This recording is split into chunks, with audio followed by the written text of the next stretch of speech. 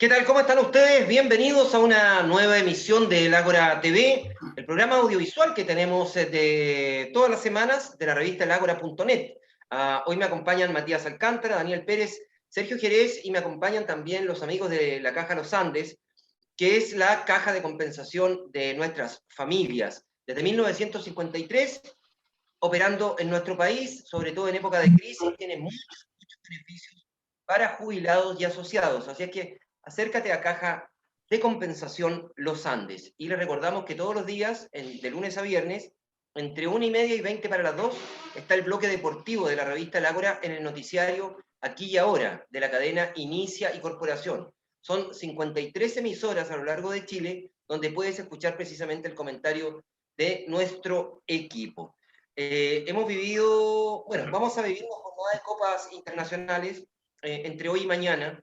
Juegan nuestros representantes en Copa Sudamericana y Copa Libertadores, pero es inevitable, antes, muchachos, referirnos al proceso eleccionario que vivimos este fin de semana, en donde hubo incluso deportistas participando o ex deportistas. A algunos les fue bien, a otros no les fue tan bien, pero fue interesante el desarrollo y la dinámica que se vivió este fin de semana. Daniel, ¿qué tal? ¿Cómo estás? Buenos días.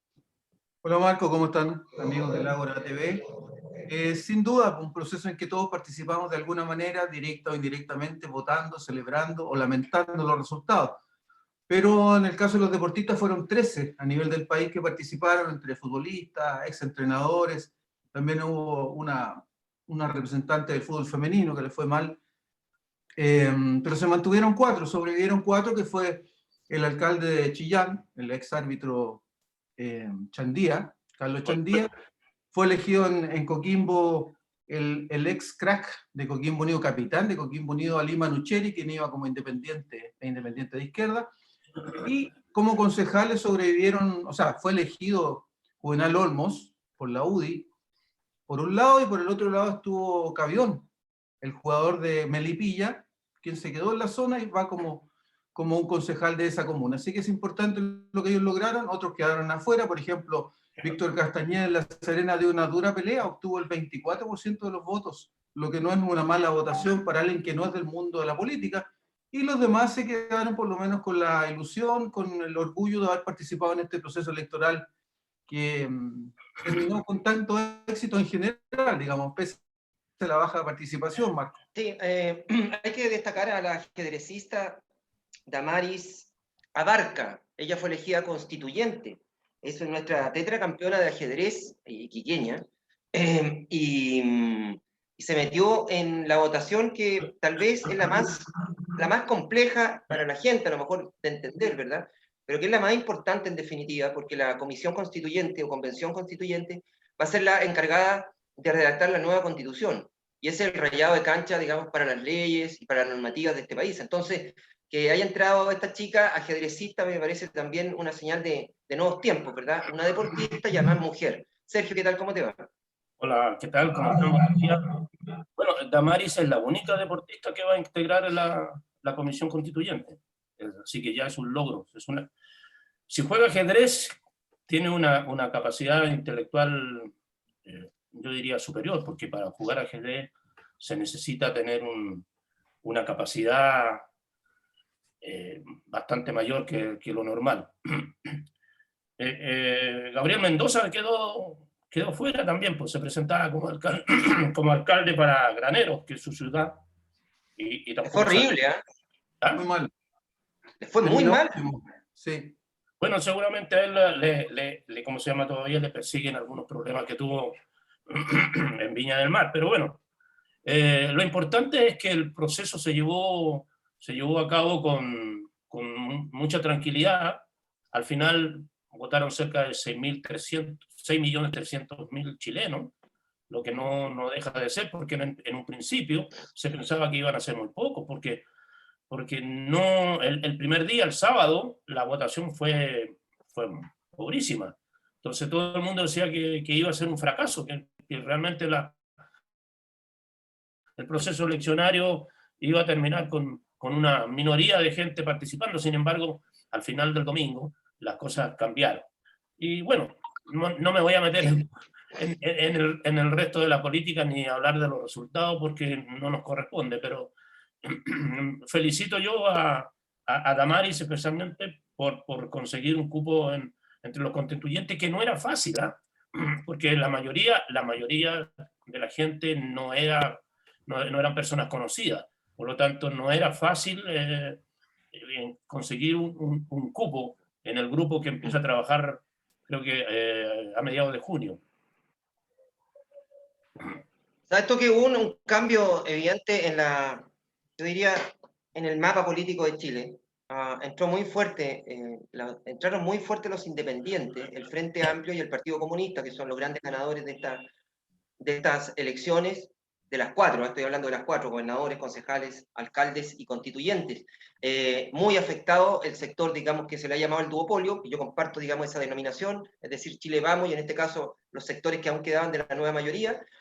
Y curiosamente, Matías, a mí, de la lista que estableció, que nos decía Daniel, y que completaba Sergio, la lista de exfutbolistas, en su mayoría, la mayoría van por el bloque de derecha. O sea, no solamente de Renovación Nacional, que podría ser la derecha más amigable, entre comillas, sino que sectores muy cercanos al Partido Republicano, a Evópolis, en una tendencia que es curiosa, juvenales de la UDI, a Lima Nucheri, de Independiente, no sé de qué partido, Coca Mendoza de la UDI. ¿Perdón? No, Manucheri es independiente de izquierda, él fue socialista, incluso su familia. Ok, sería la excepción, porque en el caso de Víctor Hugo iba por la lista de Chile Vamos, el caso del Coca, yo te decía, era candidato de la UDI, era concejal de la UDI en Viña del Mar, lo más probable es que había mantenido esa militancia. Entonces, claro, el fracaso de los deportistas está directamente ligado al fracaso de su sector político ideológico. Ahora, a mí me extraña que muchos deportistas, no solamente en Chile, una vez que tienen una situación consolidada, se cargan ideológicamente para el sector de la derecha, es una cuestión. Yo recuerdo lo de Ronaldinho, por ejemplo. Ronaldinho apoyó públicamente a Bolsonaro. Gente, digamos, de extracción humilde que de pronto se le olvida, digamos, sus orígenes. Bueno, es un comentario absolutamente personal. Matías, ¿cómo estás? Pero perdón, antes que darle el pase a Matías, perdón, iba a agregar algo, Marco. No olvidemos que los futbolistas viven en una burbuja, en una realidad muy especial. Ellos tienen 10 años en que normalmente ganan mucha plata, y yo creo que eso influye en que pierdan un poco su sentido del origen o su conciencia social. Así que yo creo que tiene alguna explicación desde el punto de vista más bien sociológico, perdón. Matías. Sí, puede ser, Daniel, pero ellos siempre están manteniendo vínculos a través de sus amigos. ¿Cuántas veces nosotros hablamos de los amigotes que rodean a los futbolistas? Puta, tienen a toda la familia metida en su casa. O sea, ellos nunca se disocian de la realidad de manera completa. Entonces, no sé, es una reflexión nada más que me llama la atención que en el grupo a ver, Juvenal siempre ha sido derecha, y lo ha dicho públicamente, más que derecha, incluso es pinochetista, Juvenal Olmos. Pero a mí me sorprendió, por ejemplo, la mutación que tuvo el Coca Mendoza, que en Viña, como te digo, era de la UDI, un cabro de extracción muy humilde en Granero, muy humilde. Y yo creo que la votación que obtuvo, que fue horrible, se debe precisamente a eso, a su representación política, más que a las cuestiones personales de él o a su arraigo en una región donde fue campeón con O'Higgins, llegó a la selección chilena y se consagró campeón después de América con Colo-Colo. O sea, tiene muchos vínculos con su región, a pesar, ¿verdad? Fue rechazado a nivel popular en las votaciones, Mati. Ahora sí. Sí, no, Oye, Perdón, Mati, Sergio, disculpa. Sí, no es nuevo que tengamos jugadores emblemáticos ligados a la extrema derecha. Desde, por ejemplo, del plebiscito del 88 tenemos, por ejemplo, Elías Figueroa, que es considerado el más grande de todos los futbolistas, está vinculado a ese sector, defendiendo en ese minuto un régimen totalitario.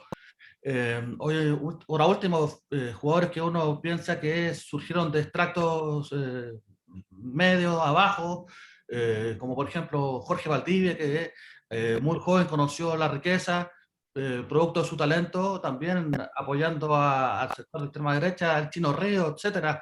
Hay muchos deportistas, al contrario de lo que pasa con el arte, donde en general los principales exponentes pertenecen al otro sector, al sector que en este momento se vio representado por una gran mayoría. Y yo, de cierta forma, respecto a lo que decía Sergio, que fue alta la votación, yo esperaba todavía más personas. Si el proceso anterior del plebiscito fue más gente, es como el momento en que dan el pase gol, ahora era el momento de finiquitar la jugada y esperar mayor participación. Bueno, al final no llegó el total que uno esperaba, pero de todas formas fue alto el margen. Y respecto a lo que decíamos, yo valoro mucho lo que pasó con José Luis Cabión, un jugador que todavía está en esta burbuja que hablamos de los futbolistas, todavía pertenece a esa burbuja, seguramente debe ser uno de los jugadores con principales remuneraciones en su club, Melipilla, donde ha sido símbolo, pasó por Colo-Colo, el jugador se interesa por los temas sociales y paralelamente quiere ayudar a su ciudad, encabezando el municipio, en este caso como concejal. Lo destaco, no recuerdo en el fútbol chileno otro caso similar de un futbolista activo que haya participado en una elección y la haya ganado. En Argentina, Bertoli, un arquero de Patronato, también es concejal de su ciudad. ¿Sabes tú que, Sergio, antes de darte la palabra, al futbolista le ocurre algo bien extraño, que yo no sé si lo hacen un poco para no meterse en lío, o porque les da lata hablar de otra cosa que no sea fútbol, o sencillamente porque es una postura que a lo mejor la copian de los referentes más grandes, pero les cuesta mucho hablar de política en general. En general cuando están activos. O sea, lo de Elías Figueroa fue emblemático, como tan emblemático fue lo de Caselli, cuando, ¿verdad?, contó la historia de su madre en la propaganda que había del plebiscito del 89 entre el sí y el no.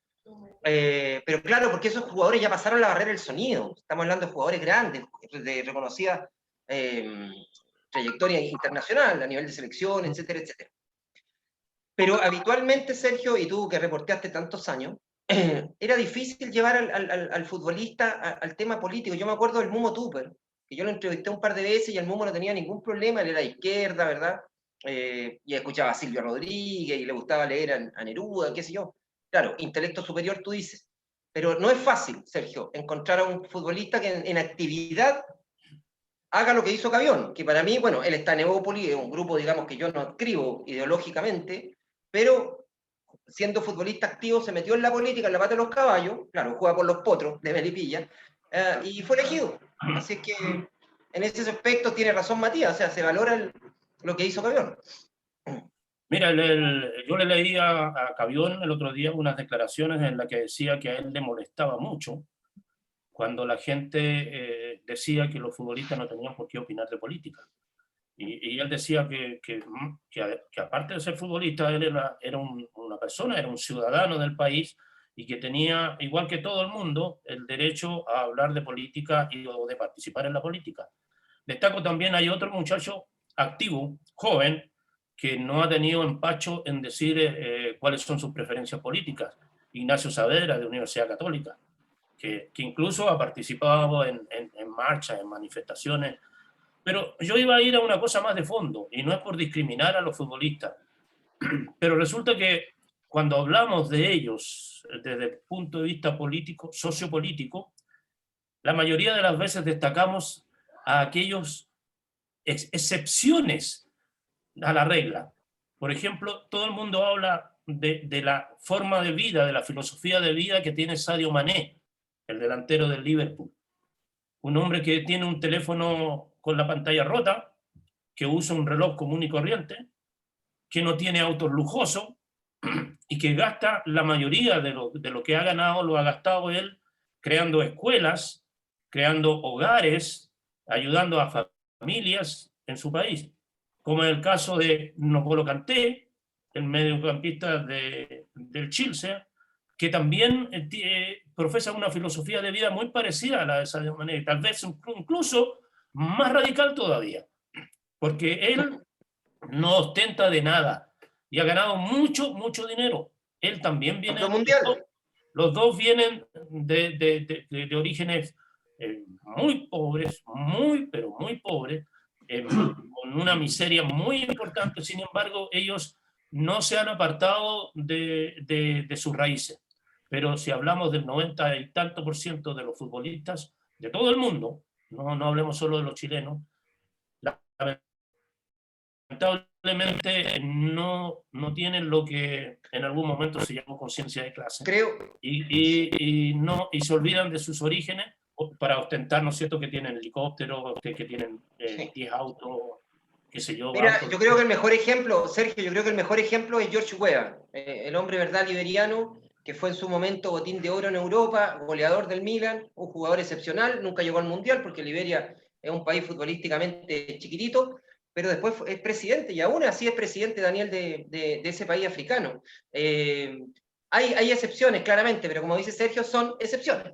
Pero ojo, yo creo que el debate es tan interesante como debatible, aunque sea reiterativo, pero cuestionable, dicho ¿Por de otra qué? manera. Porque es tan legítimo ostentar como no ostentar. O sea, el que quiere vivir, disfrutar su riqueza como es Vidal, por ejemplo, que se lleva 40 amigos a pasear a Italia y le hace fiesta fastuosa, es legítimo y respetable como el que quiere simular una pobreza que no tiene. O sea, yo creo que está bien, es bonito para la imagen, pero muchas veces hay algo de marketing en esto, de que Sadio Mané, que gana millones de euros al mes, no tiene reloj nuevo ni se compra auto nuevo. Yo creo que hay algo también de pose para los medios. Eso es una parte.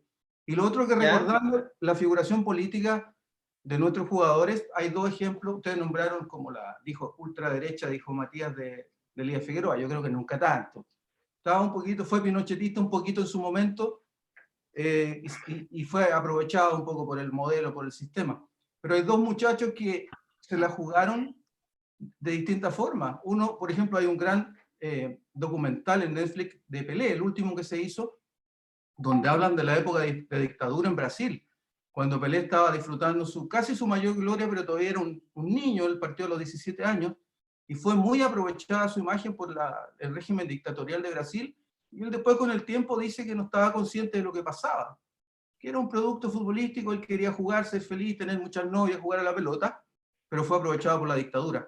Y otro que se la jugó en el otro sentido, y que también es igualmente reconocible, es Maradona. Maradona se identificó plenamente con el régimen cubano, llegó a tener el privilegio de ser amigo de Fidel, fue ayudado en su tratamiento contra las drogas en Cuba. Entonces, hay muchas miradas, yo creo, para el mismo tema, Marco.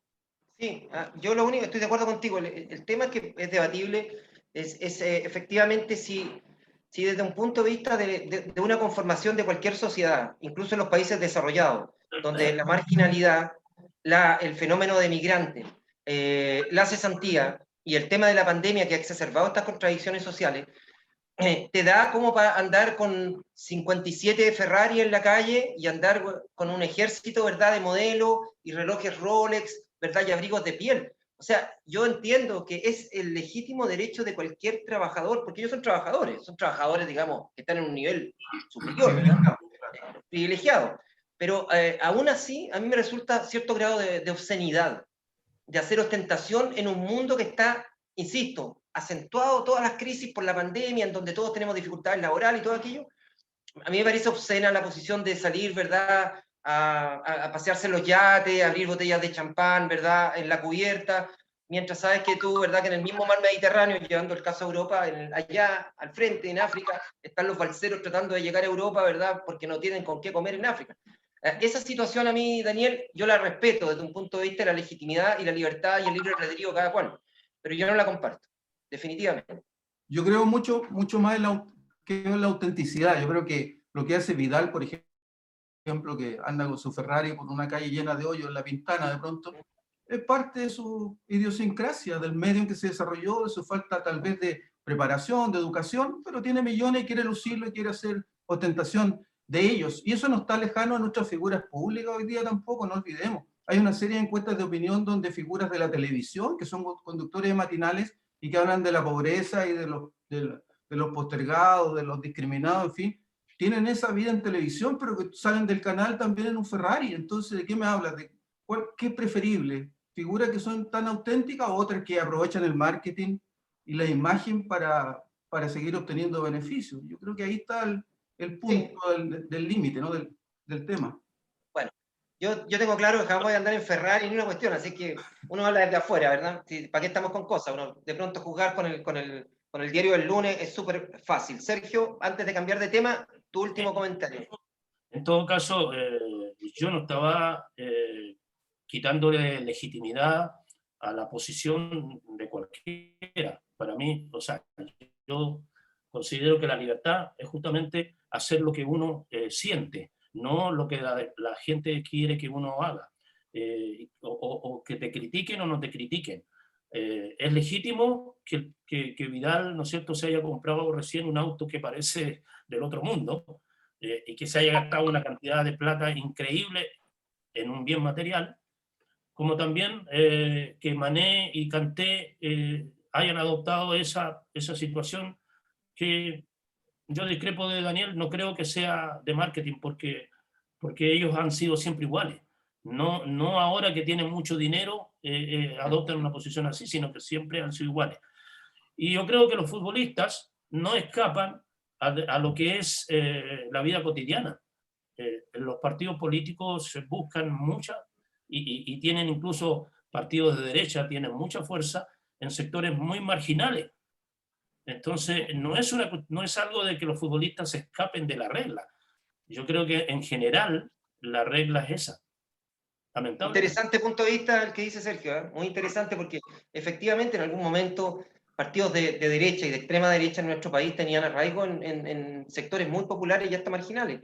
Pero eso es un fenómeno, ¿verdad?, digamos, que podríamos tratar en otro programa. Mati, ¿algo que quieres señalar con respecto a este tema o pasamos al tema ya futbolísticamente más duro? ¿No? Llevándolo a nuestra realidad, hay otro jugador que se ha dado cuenta de la labor social, la importancia de la labor social, que es Roberto Cereceda, también un jugador que de los pocos que ha estado en los tres grandes de nuestro fútbol. En O'Higgins conoció una institución de niños y hoy día está absolutamente comprometido con la causa del apoyo infantil, así que interesante. El otro caso que a mí me da gusto es el del Chiqui Cordero, porque hace 5 o 6 años lo escuchábamos en una entrevista que decía que no iba a ir a votar porque daba lo mismo, porque al día siguiente igual había que ir a trabajar, y ese pensamiento cambió en el Chiqui Cordero y hoy día se transformó en un futbolista aún vigente, preocupado de temas sociales. Sí, a mí me recuerda también destacar el caso de Maturana, el chico que era de la U, que después pasó a Colo-Colo, estaba en la U de Conce, que él viene del Sename, y él no tuvo ningún empacho, ¿verdad?, cuando una de las tantas crisis endémicas del Sename, él decir y mostrar su caso, ¿verdad?, y apoyar a los niños que están ahí en una situación de riesgo. Es una institución del Estado, con intervención también particular, que tiene que velar por custodiar niños en situación de riesgo, de calle, etcétera, que vienen de hogares maltratados, hogares disfuncionales, y sencillamente caen del infierno, ¿verdad?, van a caer en otra situación muy similar. Entonces, me encantó ese mensaje de Maturana apoyando a los chicos del Sename. Bueno, hoy estoy de cumpleaños, digo estoy, porque estoy representando a millones de hinchas de Unión Española repartidos a lo largo del mundo y de sus seguidores. Estamos de cumpleaños hoy día, la Unión cumple 125 años, es el segundo club, 124, perdón, es el segundo club más antiguo de nuestro país, fue fundado en 1897 como club ibérico de balompié, y a partir de ahí el aporte de Unión Española al fútbol chileno ha sido inconmensurable desde toda perspectiva, fundamentalmente del Estadio Santa Laura, porque en algún momento nosotros vivimos esa etapa, yo no sé si Matías se acuerda, pero con Daniel y con Sergio nos tocaban ir al Estadio Santa Laura, donde había reuniones dobles y reuniones triples. ¿Por qué? Porque en ese momento en Santiago estaba Palestino, Audax, Santiago Morning, Magallanes, Green Cross ya se había ido a Temuco, Colo-Colo, la Chile, la Católica, Audax. la Unión, Deportes Aviación, eran 9 o 10 clubes que en algún momento, y de esos 9 clubes, ¿quiénes tenían estadio? Aviación, el Reinaldo Martín, Unión, que tenía Santa Laura, y el Estadio Nacional, obviamente, que era de todos. No se construía el Monumental, no se construía San Carlos, no tenía estadio palestino, ni Audax, ni... Entonces, el Santa Laura permitió el desarrollo del fútbol en la capital. Y ese aporte debe ser reconocido, Daniel. Sí, yo te quería hacer una pregunta y también agregar algo a tu comentario sobre Unión. La pregunta es: ¿quién es para ti el máximo ídolo de la Unión Española en toda su historia? Yo tengo varias referencias en eso, pero quería comentar también la importancia del Estadio Santa Laura en el desarrollo social de ese sector de la capital, digamos. Plaza Chacabuco, muchos vecinos en distintas entrevistas, reportajes sobre la historia del sector han hablado de la relevancia que tenía Unión como aglutinador social, digamos, en el barrio, y además que los servicios que prestaba. Recordemos que había una piscina que iba a reportar la vida y mucha envidia, porque se estaban bañando a esa hora mientras jugaban fútbol y había mucho acceso popular, digamos, de la gente del sector, así que la Unión tuvo una relevancia en su momento muy, muy importante. Sí, claramente, es un club que ahora, a ver, yo creo que la gran masa crítica que tiene Unión, incluso vigente hasta hoy, nos hicimos hinchas durante la década de los 70. Entre el 70 y el 80 la Unión fue el equipo más importante de Chile. Por sobre Colo-Colo incluso, a pesar de que los tres obtuvieron 3 títulos en esa década y un subcampeonato a nivel continental en Copa Libertadores, la Unión acumuló más títulos, más subtítulos, fue más representante. La Unión iba siempre a Copa Libertadores. Fuera campeón palestino, fuera campeón siempre Unión Española estaba ahí. De hecho, el 75, cuando la Unión es subcampeón de la Copa Libertadores, nos va como campeón del fútbol chileno, va como el segundo, porque el primero era Huachipato ganó el campeonato del 74, y la Unión se mete segunda, y bueno, y la Unión sigue hasta llegar a la final con Independiente. Así es que después Unión Española lamentablemente fue perdiendo hinchas, sus campañas fueron mucho más irregulares, terminó en la B durante 2 años, y ya la composición de su barra y de sus hinchas está más ligada a la colonia, una colonia que en la medida que son más pudientes se van trasladando al sector oriente de la capital y ahí se transforman en hinchas de la Católica, de la U o de Colo-Colo incluso. Así que ha tenido una baja en el último tiempo la Unión, pero no podemos desconocer que son 7 títulos nacionales y un subcampeonato americano, digamos, del fútbol en Copa Libertadores de América. ¿De algún ídolo más representativo para ti? Yo creo que sigue siendo el Nino Landa y el Coto Sierra en las últimas 2 décadas, pero por ahí va la Unión ha tenido jugadores maravillosos, o sea, el mejor lateral izquierdo en la historia del fútbol chileno, el Chino Arias, que no nace en Unión, nace en Magallanes, pero se consagra en Unión Española. Y ahí, digamos, es mundialista el año 74 y hace grandes campañas a nivel local. Han pasado jugadores, mira, la mayoría de los grandes jugadores en algún momento vistieron la camiseta de Unión, en sus buenos periodos, ya en sus periodos de ocaso futbolístico. Pero Marco, tú estás haciendo una retrospectiva demasiado millennial, ¿eh? Yo creo que te estás disfrazando un poco, porque dejaste afuera a los grandes ídolos del pasado de la Unión, porque la Unión tiene una historia grande. Pasó por ahí, por ejemplo, recuerdo que Sergio Linton también estuvo en una etapa, en un momento, pasó por ahí, pero no fue ídolo de la Unión, claro. Pero, por ejemplo, Valentín Beperet, el gaita Beperet, aparece en toda la historia de los viejos hinchas de la Unión. Yo creo que tú no eres millennial, entonces podrías también ayudarnos a describir estas viejas glorias de la Unión. Sí, Atilio Cremaschi. También. Atilio, como no, jugador de la Unión, de la selección, de Colo-Colo también. Tiene una tribuna en Unión Española, el Estadio Santa Laura tiene tribunas con nombres de ídolos o de ex jugadores, y una de las tribunas precisamente es la tribuna Atilio Cremaschi. Así es que... Mucho, ¿perdón? Mario Ben. Mario Ben, por supuesto, Mario no tuvo una trayectoria muy larga en Unión, pero coincide en su periodo en la selección chilena. Entonces, como que ahí se potencia. Ofen fue campeón una sola vez, fue el 77, campeón de Unión Española, y después pasa a Colo-Colo, y después es campeón en Colo-Colo y después es campeón en Cobreloa. Pero en Unión tuvo un paso corto, pero muy significativo, porque era el mejor arquero de Chile, por masacre en esa época, y además defendía la selección. Entonces era uno de nuestros ídolos. Si tú me dices cuál fue mi ídolo de infancia de Unión Española, fue Mario Ofen, por ejemplo. Y lo otro que hay que mencionar, Marco, como última referencia de mi parte, el tema de la Unión Española como estructura organizativa en su época.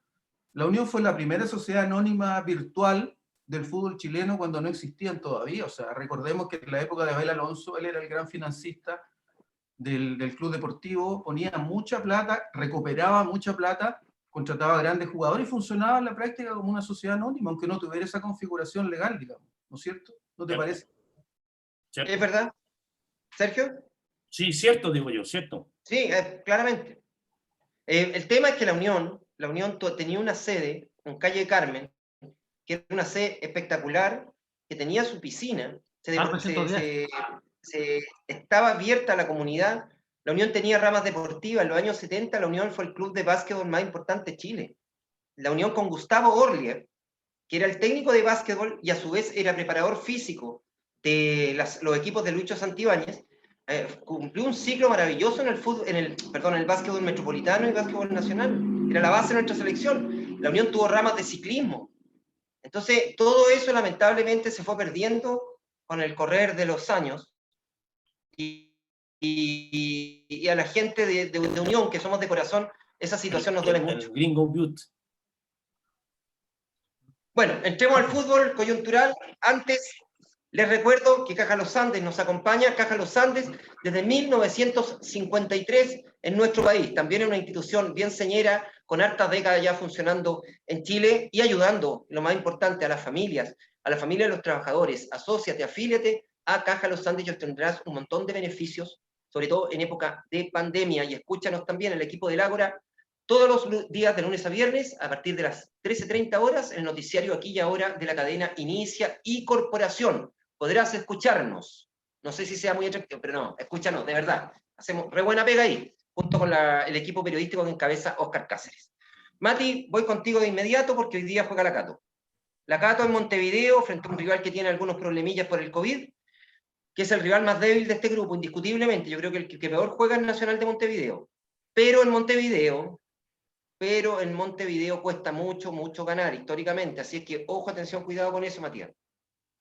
Un equipo que viene con complicaciones producto del COVID. 7 bajas va a tener el conjunto de Nacional, que saldrá a ganar este partido buscando su última posibilidad de seguir al menos con chances en la Copa Sudamericana. La Católica llega con algunos cambios, algunos obligados, como por ejemplo la expulsión de Edson Puch. Él no va a jugar, por supuesto, por la fecha de suspensiones. También la lesión de Juan Fuentes en la última línea. Había actuado bien Juan Fuentes en su última presentación en Argentina frente a Argentinos Juniors, pero no será de la partida, está lesionado. Ahí va a entrar el jugador Ampuero. Entonces la Católica va a formar con Dituro en el arco, Rebolledo como lateral derecho, Ampuero junto a Valver Huerta los centrales, Juan Cornejo por el sector izquierdo, que ya le quitó definitivamente el puesto a Alfonso Parot, Saavedra en la contención, Marcelino Núñez por la derecha, vuelve Luciano Agüed, el jugador que también había estado relegado en la banca por algunas bajas presentaciones, vuelve a ser titular Luciano Agüed, y en punta se mantiene el Chapa Fuenzalía, por la derecha Sampedri en el centro, y por la izquierda la confianza para el joven Diego Valencia. Un partido muy importante para Católica, ratificar el buen momento, tiene que salir a buscar el compromiso, a aprovechar que Nacional viene con dificultades. Nacional seguramente va a salir a enfrentar este partido con mucho coraje, mucha fuerza, eso que se caracteriza al uruguayo más que con buen fútbol. Va a empujar a la Católica, y la Católica tiene que hacer lo mismo que hizo San Carlos, este juego frontal que tan buenos resultados le dio al equipo de la UC, que en todo caso este partido, si bien es cierto, es muy importante.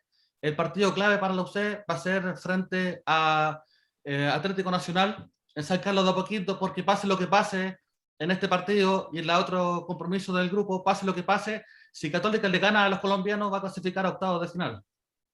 Es verdad, pero es mejor llegar con una cuenta de ahorro interesante, Mati, y no jugar con la calculadora hasta el final. La Católica tiene antecedentes muy fresquitos de esta circunstancia, ¿verdad? De estar a puertas de clasificar y de pronto se le va el partido de las manos y se le va la participación en Copa Libertadores.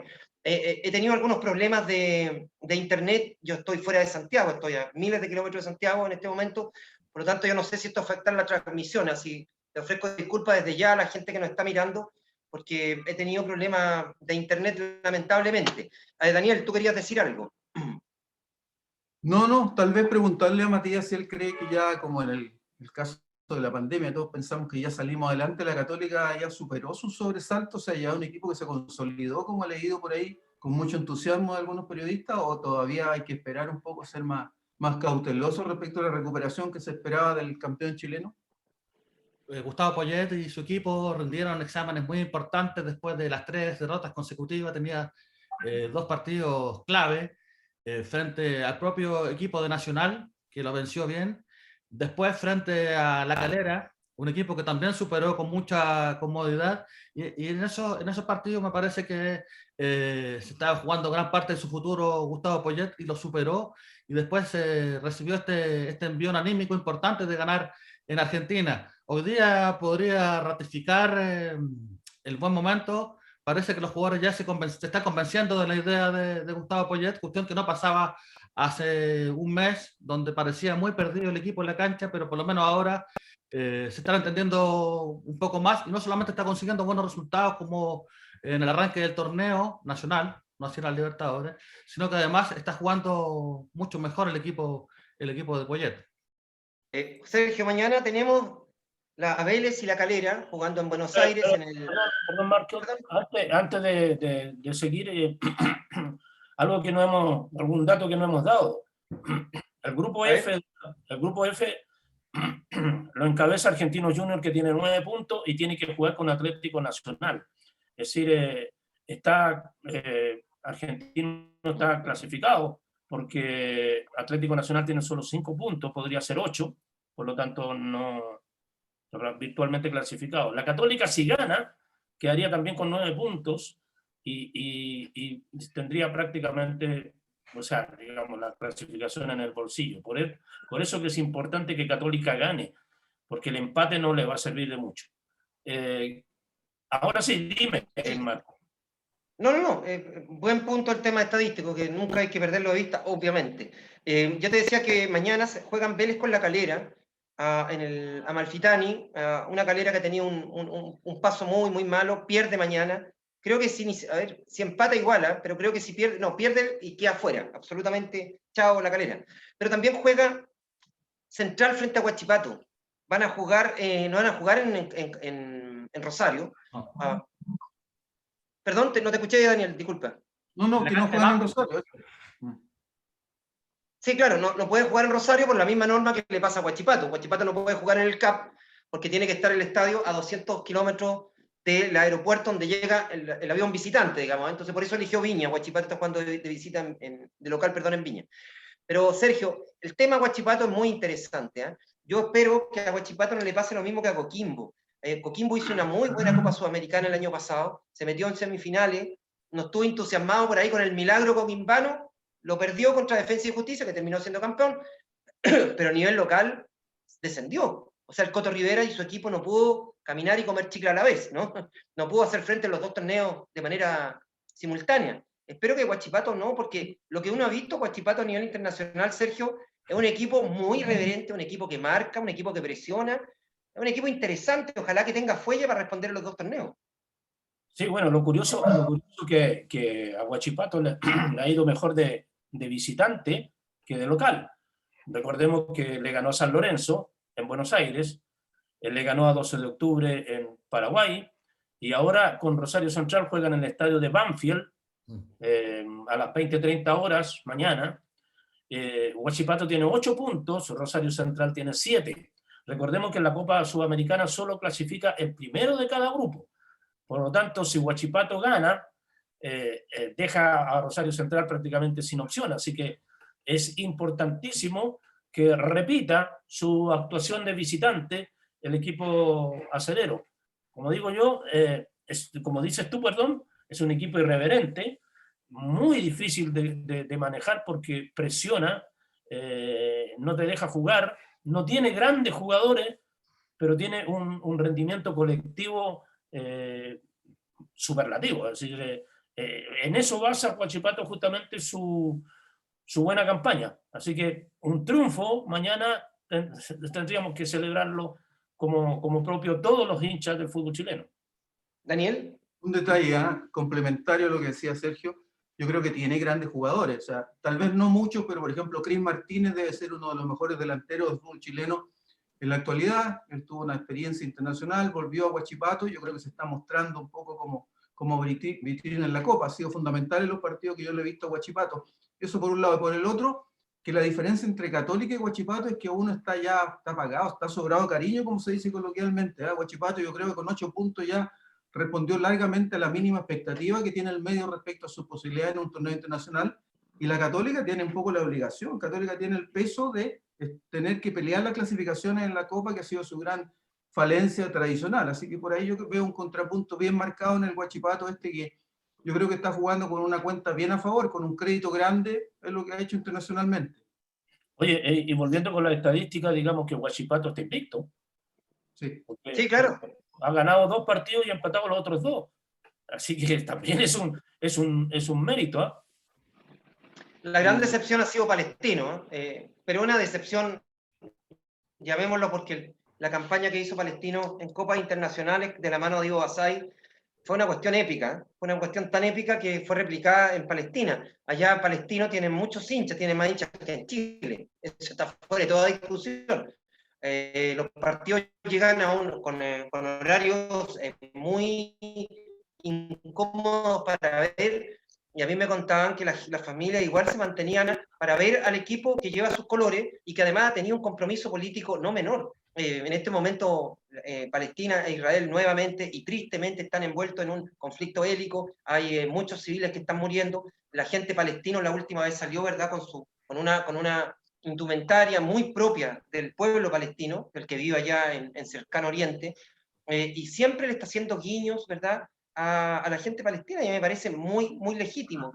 Ya hablábamos antes, ¿verdad?, de la política, cómo se mezclaba la política y el fútbol, y yo creo que acá la FIFA sencillamente tiene que morir piola nomás, porque es una manifestación de solidaridad. Acá no hay propaganda, no hay... no, es una cuestión de solidaridad con un pueblo que la está pasando mal. Sí, es En mi muy opinión, valorable, plausible lo de Palestino, que no ha olvidado sus raíces, pues el origen que tuvo como institución deportiva y que todavía le hace estas señales a la trágica, a la tragedia que se está viviendo en la Franja de Gaza. Pero lo que sí, la FIFA, la antigua FIFA, la todopoderosa de Avalanche, en fin, del mismo Blatter, lo habría castigado sin asco, ¿eh? Sin apelación, habría castigado a Palestino con puntos, con multa, con lo que fuera, por mezclar los temas políticos con los temas deportivos. Pero como ya la FIFA cayó en desgracia, Infantino me parece que no tiene el poder de hacerlo y también tiene que hacer el loco un poco, mirar para otro lado, como dices tú, Marco, para dejar que pasen este tipo de manifestaciones que son tanto sociales como políticas a estas alturas del partido en el mundo. es verdad. Fíjate que yo siempre he tenido la duda, disculpa Sergio, te doy la palabra al tiro. Yo siempre he tenido la duda de que si la FIFA le prohíbe a los equipos manifestarse política y religiosamente, o ideológicamente y religiosamente en cualquier estadio, el gesto de los jugadores católicos, ¿verdad?, que después de un gol se persignan, o, ¿verdad?, le hacen así, le oran al Altísimo y todo aquello, eso también debería generar algún tipo de sanción.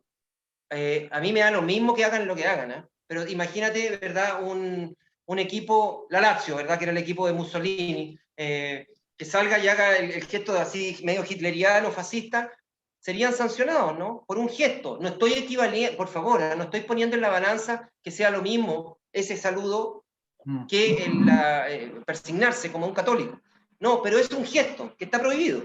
Y como prohibido no deberían hacerlo, ¿verdad? Pero bueno, están cambiando los tiempos y que el jugador se manifieste como quiera, en definitiva, Sergio, dentro del campo de juego. Si es católico, maometano, de derecha, de centro, izquierda, libertad de expresión nomás, ¿o no, amigo?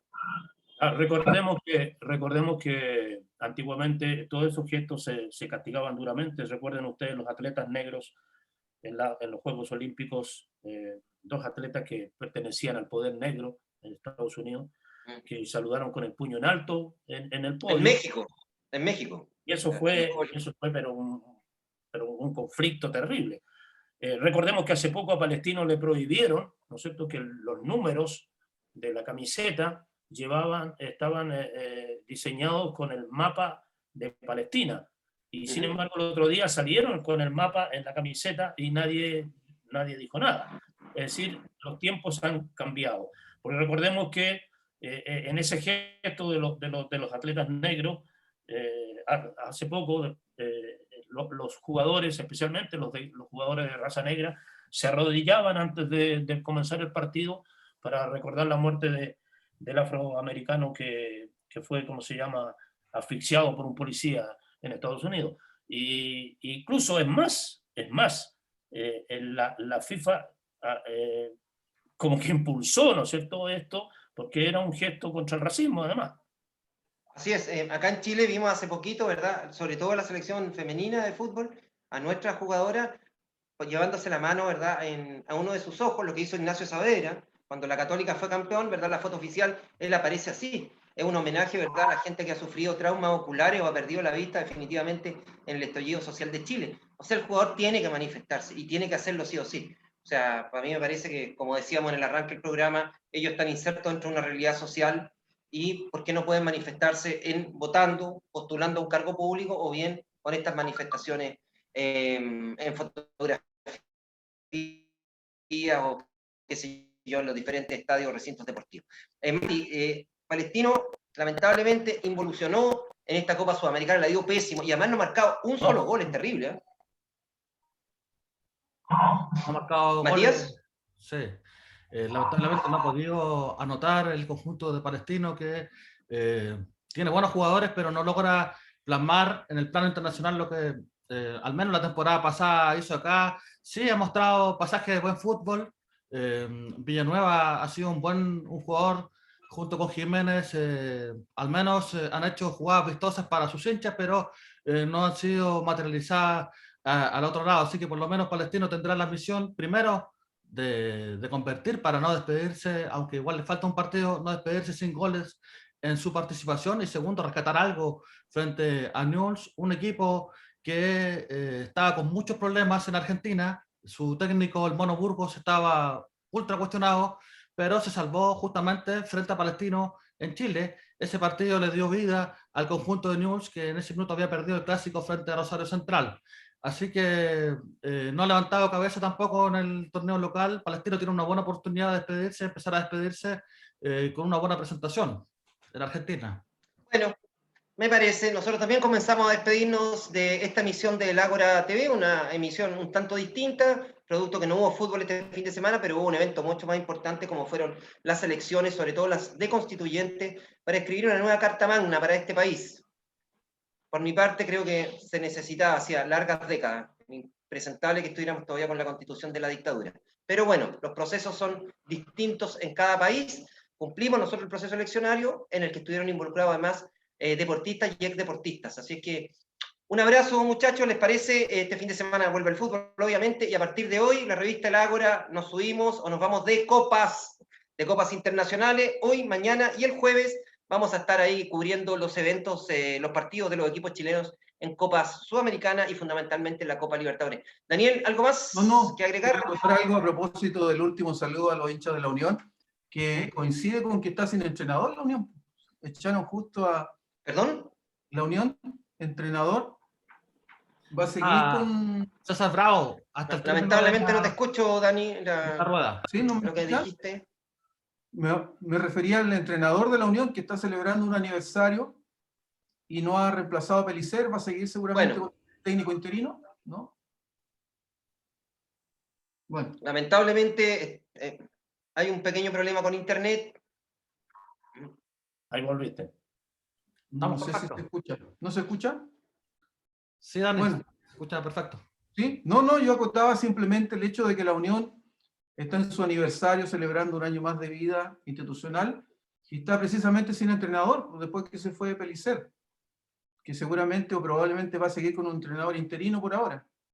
Sí, va a seguir, pero yo creo que va a ser ratificado. ¿Eh? Tengo entendido que a César Bravo lo van a dejar. Sí, hasta la primera esa es la idea. Sí. Esa es la idea, ya no cambiar más al técnico, que tuvo además un debut muy bueno, le hizo 4 a Higgins en Rancagua. Sergio, un gran abrazo, que estés bien. Igualmente, cuídense. Mejora tu garganta, está un poquito resfriado. Sí, sí. Chao, Mati, que esté muy bien y que gane la Cato hoy día. Que gane, y el recuerdo, por supuesto, Marco, para la Unión Española, esos equipos que tenían grandes jugadores. Yo los vi jugar cuando era chico, ustedes no eran tan chicos, pero Perdomo, por ejemplo, Deli Valdés, esa final de la Copa Chile que le ganaron a Colo-Colo en el Nacional el 92 con el golazo de Marcelo Vega, por ejemplo, la campaña del 94, grandes equipos de la Unión Española. Pinina Palacio. ¿Se acuerdan de Pinina Palacio? Por supuesto, número 8 excepcional. Y jugaba con el Tano Noelo, que era el 10 que había llegado de Boca Juniors. No, Palacio y Novelo, una dupla de volantes que no ha vuelto. Con el Yeyo Inostroza como 6, Lucho Miranda como 7, Pollo Vélez como 11, y el Negro Humada o el Flaco Espedaletti como centro delantero, equipo realmente bueno. Después apareció Jorge Peredo, irrumpió Jorge Peredo, que fue seleccionado chileno y subcampeón de América el 79. No, si la Unión tiene lo suyo, digámoslo. Un abrazo para todos, hinchas de Unión, y nos vemos en la próxima emisión del Ágora TV. Chau, chau.